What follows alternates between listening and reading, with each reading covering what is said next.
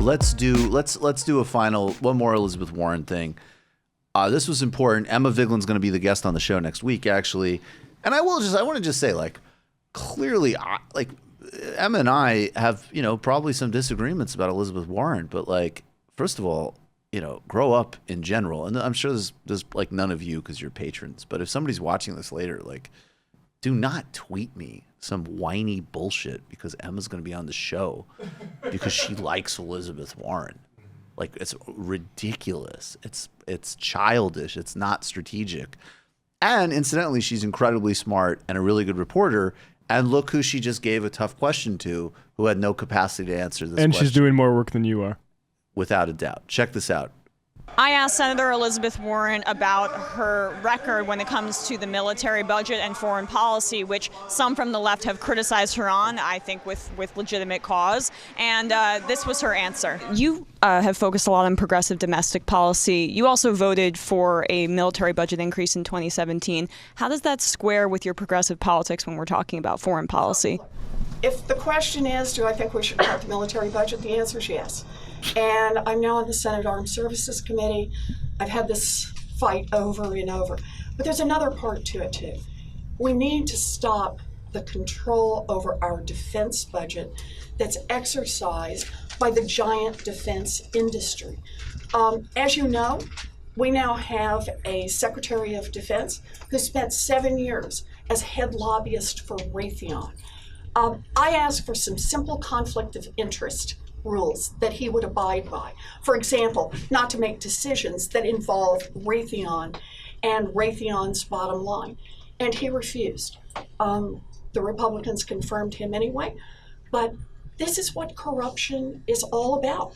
Putting lobbyists in charge of our government agencies, a lobbyist, former lobbyist in charge of the Environmental Protection Agency. This is the heart of corruption. And the moment has come to call it out and to fight back. That's what being in this room was all about. To borrow a resistance phrase, yikes. What do you guys think? Before I obviously have some thoughts on this, but jump in first, guys, please. Well, first of all, I mean, she's a Warren supporter. Why is she asking these hard questions? This is why Elizabeth Warren won't win. You get me on a camera with Bernie, he's getting a fucking softball. Yeah. And he knows that. To be fair, no. I did Emma might vote. boring. She's also a Sanders. I mean, she's not a part of. She just, she likes some things. She better not be Warren asking Bernie questions like that. That's all I'm saying. That I will agree with. You give the old man good questions. It's a filibuster, but it shows her mentality, which is corruption and trusts and monopolies and conflicts of interest. You know what? That's not the way the elite actually works. Like, Dick Cheney did not push for the invasion of Iraq to literally profit Halliburton. He did it because it was, in his mind, in like the imperial geopolitical interests of the United States, right? Or at least our rulers, right? And I think there is kind of a conspiratorial mentality when it comes to these things. And Elizabeth Warren, what's this conflict of interest? We're going to have less conflicts of interest in the White House. Trump and people like that will make slightly less money off their side hustles when they're in the White House, but it's not going to change any of the machinery of the imperial state. And I think that's what she said. That's the corollary of the green military. Yeah, I mean, she voted for the bill. Like, Sanders didn't vote for that bill. Right.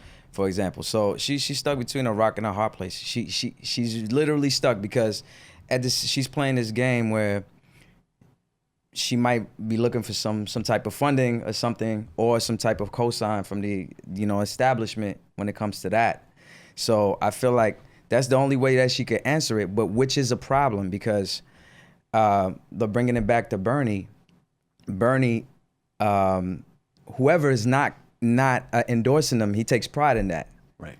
And I think that's the real difference between both of them. Bernie would have no problem answering that question right there. And I think that's a big difference between both of them that people should know. The foreign policy, when it comes to her, it seems like what she's saying and what it seems it's going to be, it's probably not going to be as extreme, but it's still going to be more like status quo, the American empire. Definitely. She has policies and a lot of ideas for inside of America, national policy, but when it comes to that, it's going to be the same thing. And I 100%. And if you, especially on foreign policy, because foreign policy is where they have the most immediate power and discretion. To pass a domestic agenda is a Herculean effort, which you need a movement behind, which she does not have, Sanders has. But the immediate capacity to run a global, including many things that a president should not have, that we need to dismantle this whole bureaucratic apparatus. But they have immediate power over foreign policy making in an essentially unchecked way. That is precisely the point, that the fact that there's no policy on Latin America, that there's no commitment to winding down U.S. empire, there's no talk about civilian casualties. And for what it's worth, there's a 2015 piece in Politico that goes into Warren takes care of defense business back home. And it's all about her very strong advocacy, in fact, for Raytheon. And I want to quote briefly from a defense lobbyist, Joseph Donovan, in this piece. I've seen the senator and her team take a very active role in defense matters in Massachusetts, said Joseph Donovan, a Boston-based defense lobbyist with Nelson Mullins, Riley, and Scarborough, and a former aide to Mitt Romney. I've been in roundtables that her office has organized with major defense contractors and small businesses. And I think, that's also revealing on a political end, because she's dodging the question hard, then she's shifting to her preferred terrain, which she is going to get implicated by. Because if Bernie gets dinged for something that anybody could get hit on, which is like, yeah, if I represent a district or a state, I am almost never going to do something that could actually jeopardize the jobs of my constituents. So I have no doubt if you dig, you could find Bernie voting the wrong way on a defense appropriations or something if it has implications for jobs in Vermont. But his critique is of power and of redistribution and how resources are distributed. So he's actually in a position to say, yeah, I took a vote because I can't sacrifice my voters' jobs, but I have a problem with this whole game we're playing. That's the point of this campaign. She's ricocheting between this is all corruption, and it's not corruption, it's power. And stay the hell away from corruption rhetoric. Look at Brazil. But then that's tailor-made for Trump. Well, you harassed my Raytheon guy, but you were the biggest point person for Raytheon when you were the senator from Massachusetts. Mm-hmm. And that's the record. And incidentally, if you don't have a mindset and a set of advisors that will put the brakes on foreign policy, the default status quo will kick in faster than anything else. And nothing will change. And it is interdependent with all of the domestic reforms. So I think, obviously great work by Emma. And that's a significant dodge. Like, that's not just it's not really a question I want to ask. That's a pure dodge, and it reveals these structural problems. David, you want to? I mean, all I would say is that if you want to be a firebrand for the left and you're dodging a question on the military-industrial complex, that's a huge red flag going forward. Well, look at Venezuela. Like, is she the first week of a Sanders administration? I know all of us will be pushing really hard, and I think we would get an end to sanctions in Venezuela, or push from the president to end sanctions in Venezuela. And is that going to happen with Elizabeth Warren? Of course not. No, it's just going to be the kinder face. In many ways, I don't fully follow this logic as much as other people, but Trump has been the ugly face of American imperialism, because he's actually been just so crass and so naked about, like, oh, we're stronger than other countries, so we bully them, which of course has been par for the course for a century plus of U.S. foreign policy. But he's made it nakedly apparent and honest. In many ways, I think Elizabeth Warren might be better suited to push U.S. interests and not even think about the things that Sanders will think about, which is pushing for debt forgiveness, pushing at least to end sanctions. I don't think Sanders, by the way, will overhaul the whole system overnight by himself. Of course not, yeah. But I think it is a key differentiator. And even though it doesn't matter to many voters, because most voters agree that we should stay out of new foreign wars, but they don't care about really think often about sanctions on Venezuela or where the capital in, whether the capital of Israel has changed and the recognition and stuff like that. But they do actually, care about, having a administration that's going to talk honestly about the U.S. role in the world, and I think would respond to Sanders just being clear and saying, we want the United States to not put our foot on other countries' necks, and we're going to get our own shit in order, and we're going to let other countries do that too. And that's a far more progressive message you'll get from Warren. It's the right thing to do. I mean, I feel like Warren is a progressive/establishment. That's her name. That's her lane. Yes. Progressive/establishment, and she's catering. She's trying to play a little bit of both, and that's how she thinks she'll win, obviously. But No, I agree, and that's why the professional classes are with her. No, and I think I think the biggest danger of hers, I think it will energize a very significant part of the professional class Democratic electorate.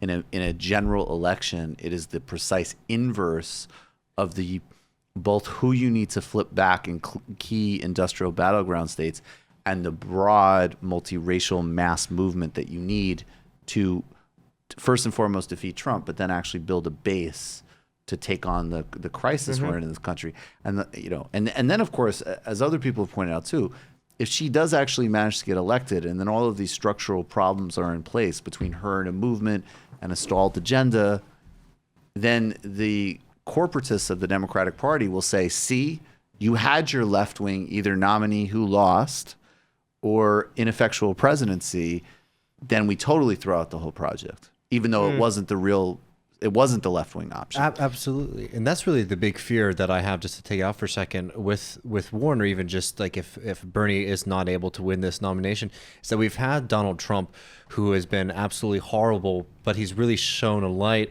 on all of the disgusting things that exist in our society, all these horrible forces. And a lot of people are really motivated and passionate and want to change that. And the biggest fear that I have right now, or is a large fear that I have right now, is that we get somebody like Warren in, who doesn't have a social movement or anything behind her to do any of the kind of things that she wants to do, even half of what we want to do, but better than the normal stuff. But she doesn't have the movement behind her to put it in place. And then all of this activism, all of this excitement, all this passion disappears. Versus if Bernie Sanders gets elected president, people will be so fired up and demanding change immediately. Versus a Warren situation where I feel like a lot of people are like, okay, now I can go back to my normal life. And that's very frightening. So I think there are medium scenarios. And mind you, obviously, I'm a Bernie supporter. I'm Bernie surrogate. I'm campaigning for him. I'm very critical of Warren. But You're a sellout. But Total sellout. I'm a shill for Bernie. Maybe if you really oppose war, you'd support I get the free Ben and Jerry's now. I get the free Ben and Jerry's. Did you see the new Tulsi box jump video? Actually, I did see that one. Maybe if you'd and you still don't oppose war, total sellout. But the thing that Sanders now you threw me off. Fucking Bill Clinton. No, but our movement will have to maintain itself, and if Warren is president, we will be the outside left opposition that will push her in a certain direction. So I don't think if Sanders does lose, which again I hope he doesn't lose. Put it out, man. We can't. The secret. We can't just say, all right, whatever happens now, we told you so. So I think there is a scenario in which Warren carries out things because she's forced to carry it out by Sanders in Congress and by his coalition.